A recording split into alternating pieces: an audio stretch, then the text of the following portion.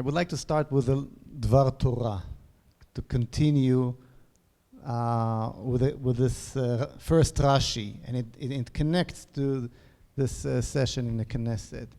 Well, as you said, Rabbi, the first Rashi on Parashat Bereshit, Rashi asks why the Torah starts with Bereshit, and then it explains. Then Rashi explained that this is to tell us that why Bereshit and not HaChodesh Hazeh Lachem.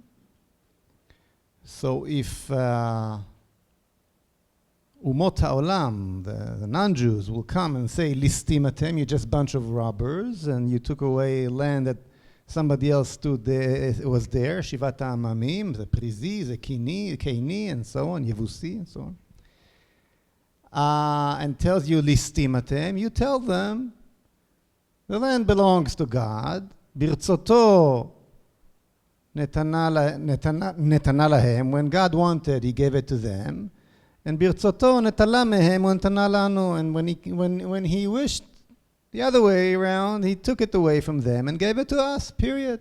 That's the answer. So the country belongs to us, the land of Israel belongs to us because God gave it to us, period. That's it. So this is what Rashi says. And this is the answer we like to give.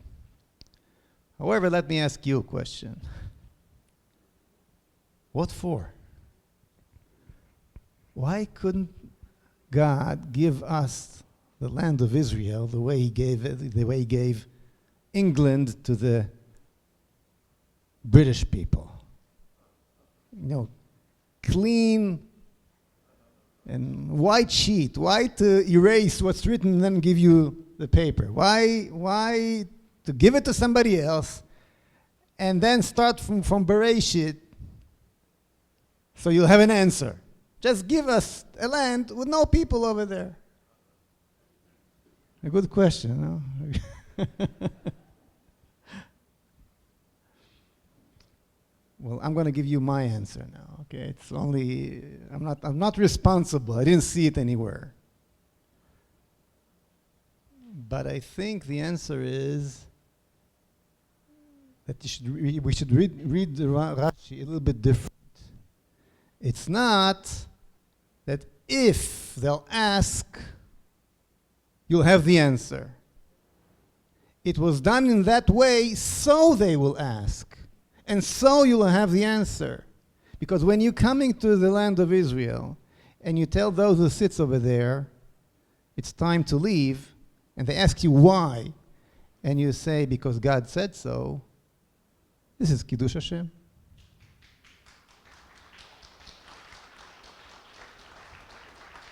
Basically, you're saying, I am on a shlichut over here. I'm a shaliach of God. I'm fulfilling my mission. Now notice something very interesting. Something very, very interesting. The border of 1948, 1949, basically there's no questions on these borders, right? There is an agreement between everybody in Israel that we're not giving back Tel Aviv. And we're not giving back Nahariya, for example. Even though Nahariya was captured during the independent war and was outside of the borders of what was supposed to be Israel at the beginning. The only question is what we took in 1967. How come? In 1948, those chalutzim, ultra-secular palmachnikim, okay, came and threw away 600,000 Arabs. And there's no question.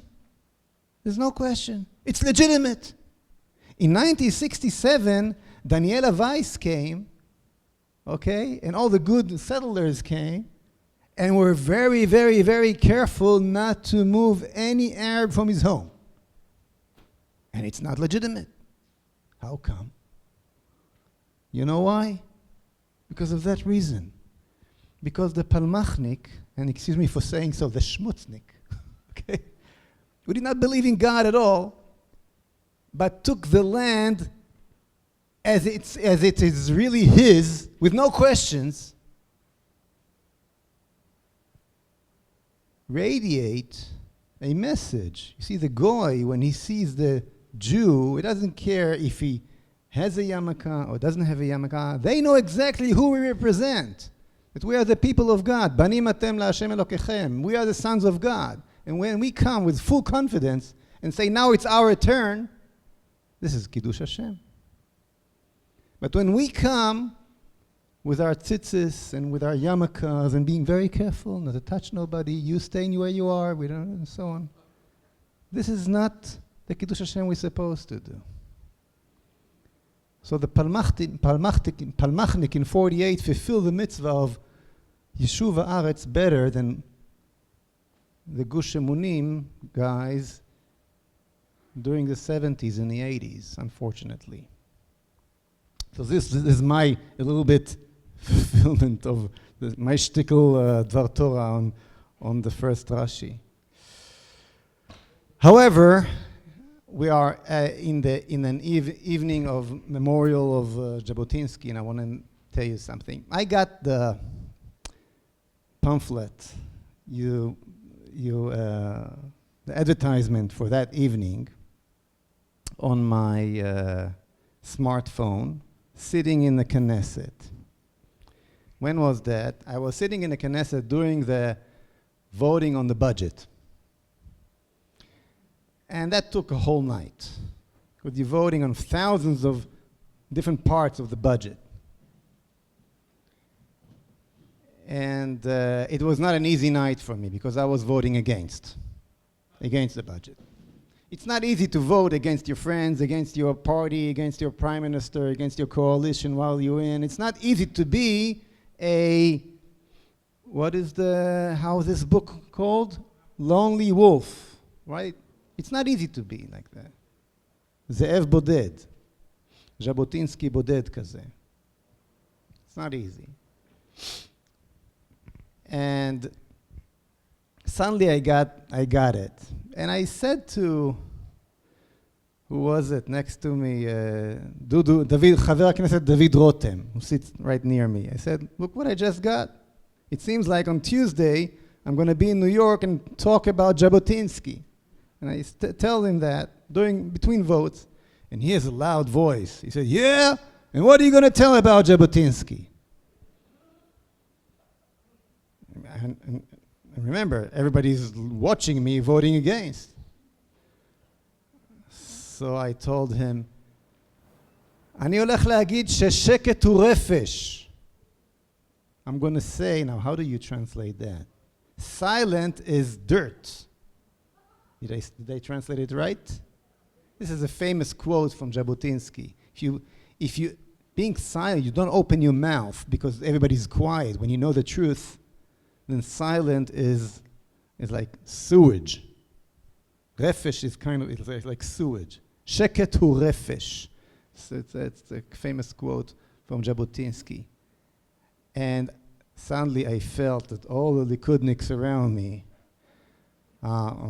feel very uncomfortable with what's going on. Because what happened? I was planning to vote in favor of the budget. But just a few days before,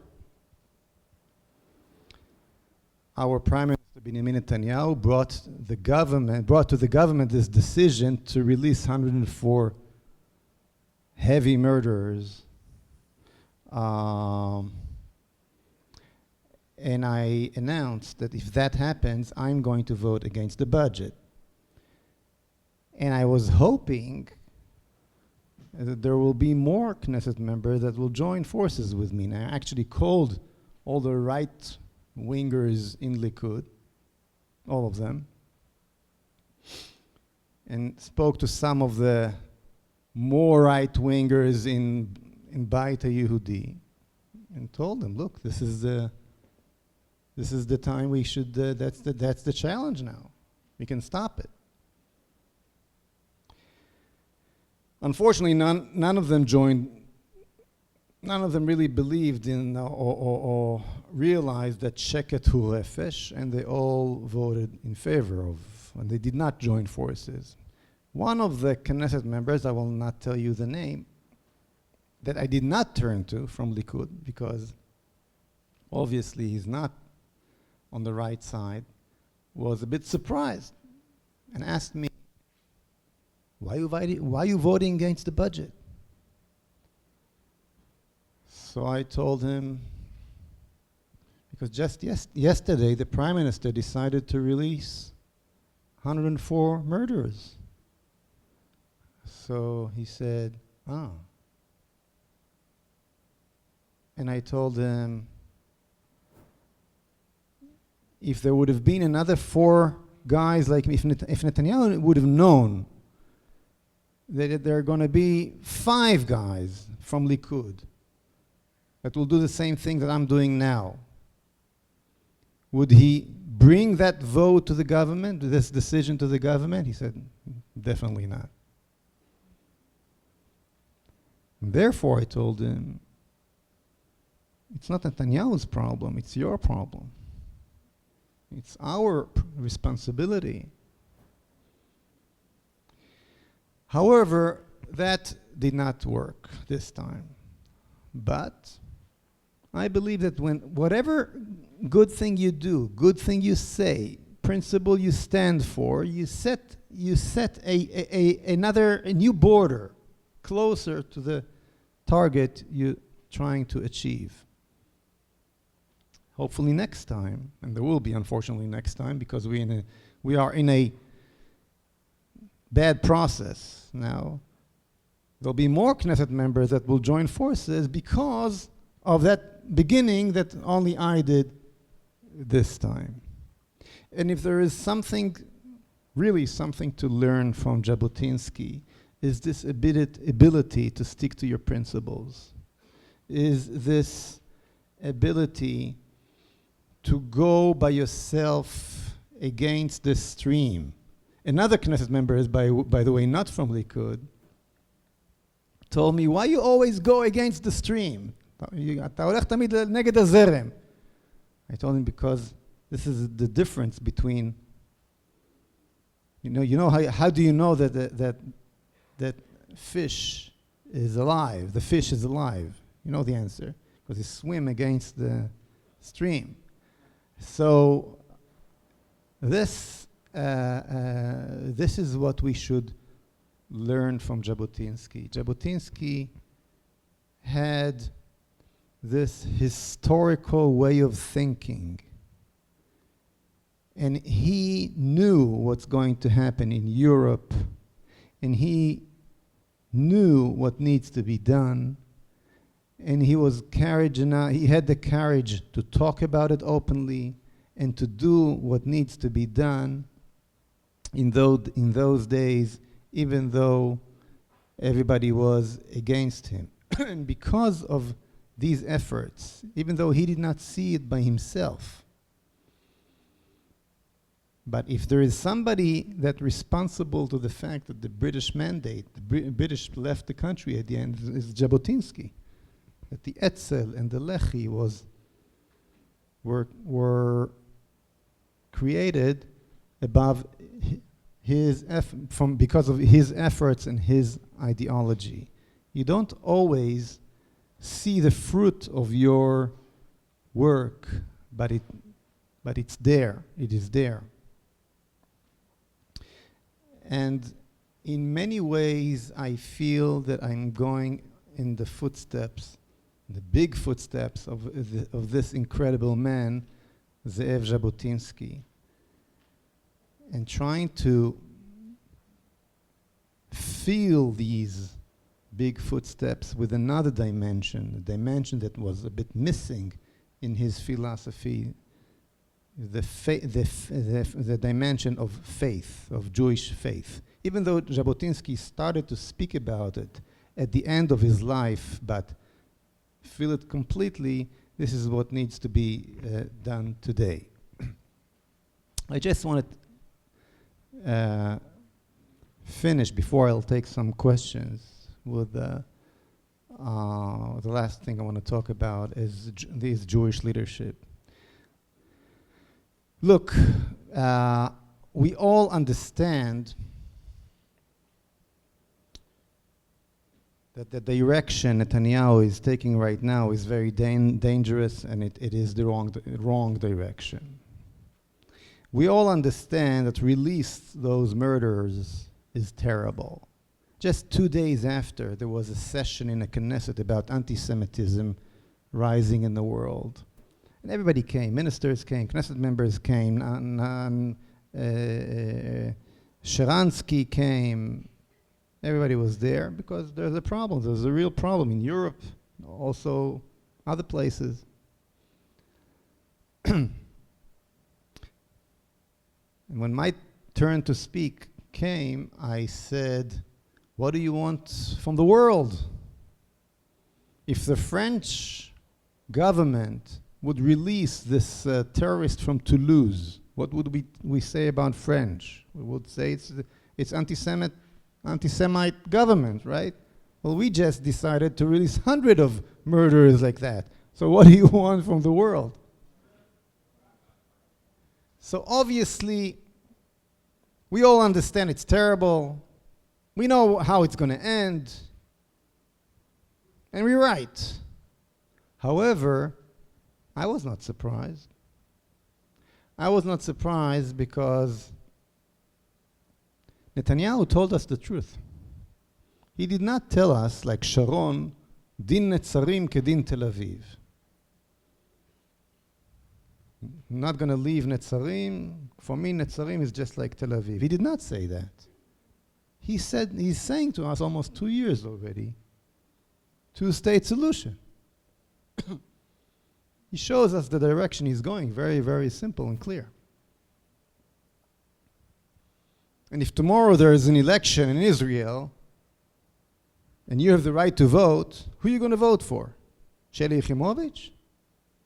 Tzipi Livni? So why should Netanyahu even count you all if there is no alternative? That's the only language you understand. By the way, Jabotinski spoke about that as well.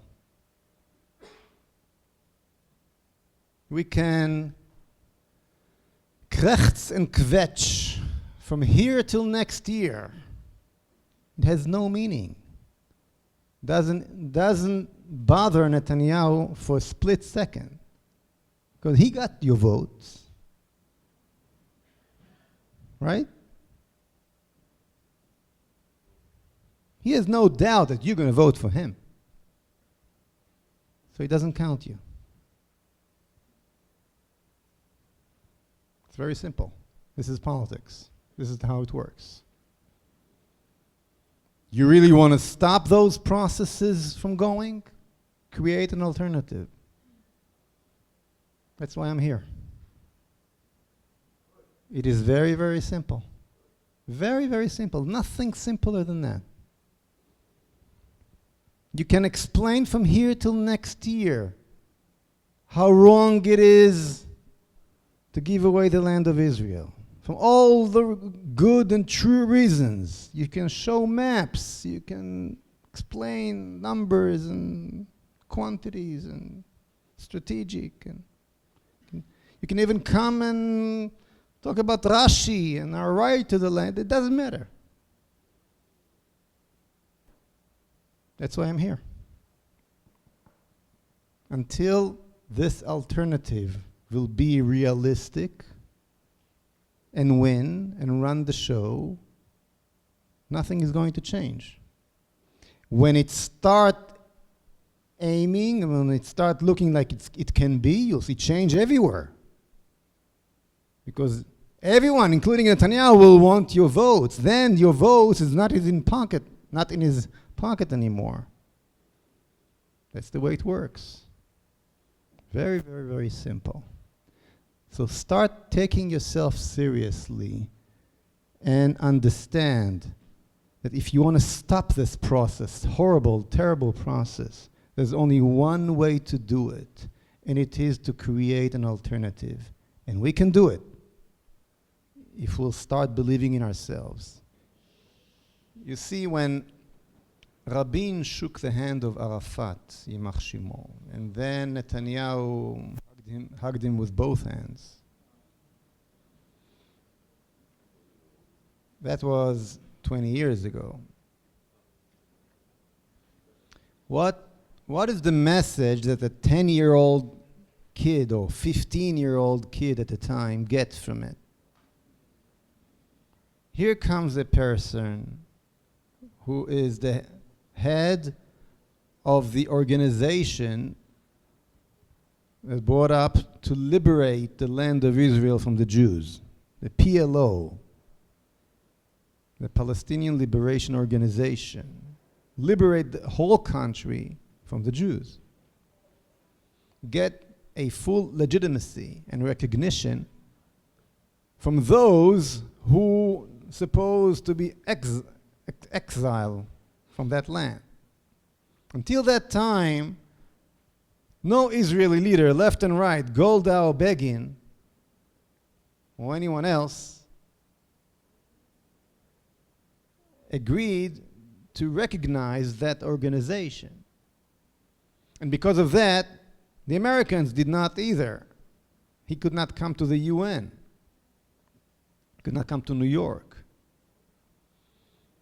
And 20 years later, today, these 10 years old kid or 10, 15 years old kid are the main structure of the Israeli society, the 35-year-old people, between 35 and 45, people that don't remember anymore what was before Oslo. And these are the main part of the Israeli society. And they feel and they live in the conscience of what I call orchim, toda'ah shel orchim, meaning visitors. They don't belong to the country, they're just visitors. The owners are the Arabs. We have a very deep problem now because of that process that started in Oslo.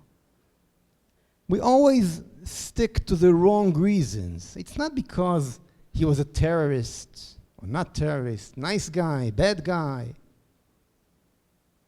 It is the deep meaning of that handshake and the impact it has 20 years after. This lack of historical understanding that Zev Jabotinski had, and Yitzhak Rabin, and unfortunately Benjamin Netanyahu lost. And this can only be fixed by a new kind of leadership that comes from a point that kula sheli, exactly as Jabotinsky said, comes from a point of shtei gadot layarden. Yes, not being afraid to say the truth. It all belongs to me.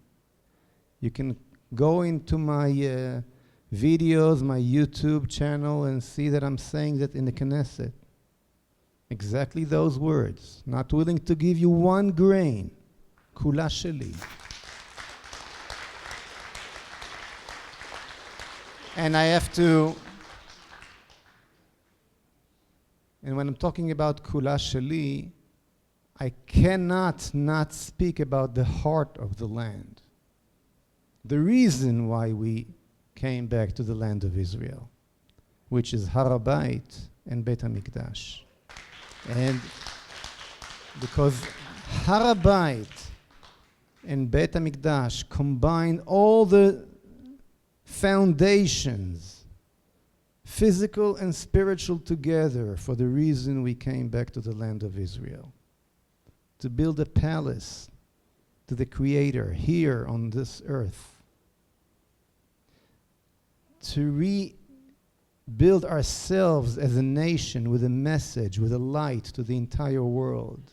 The whole world is waiting for that message, for this moral message, to this cheirut message, liberty, message of liberty to the entire world. And if we don't fulfill that message, fulfill our duty, then we lose our right to the land. You see, it's not only because of our past that the land belongs to us. More than that, it's because of our future that the land belongs to us. And our future depends on that point, the Temple Mount. And through that point, we can find that agreement. Those who really look through and through what's going on knows that the Temple Mount is on the table. That's why I'm not allowed now to go there. You wanna make sure that agreement don't go through. Make sure that Har HaBayit remains in our hand. If we win on Har HaBayit, there's no agreement, there's nothing. If we lose it all. This is the heart. This is the heart of the nation, the heart of the body. Thank you.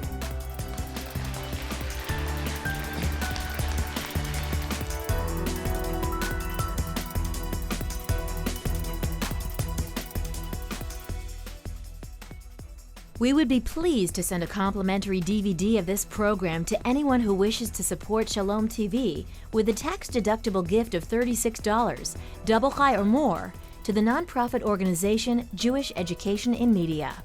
Simply visit the Shalom TV website homepage and click on the Donate button to make a donation by PayPal or your credit card. And please indicate the program for which you would like a DVD. Or you can send your tax-deductible check made out to GEM.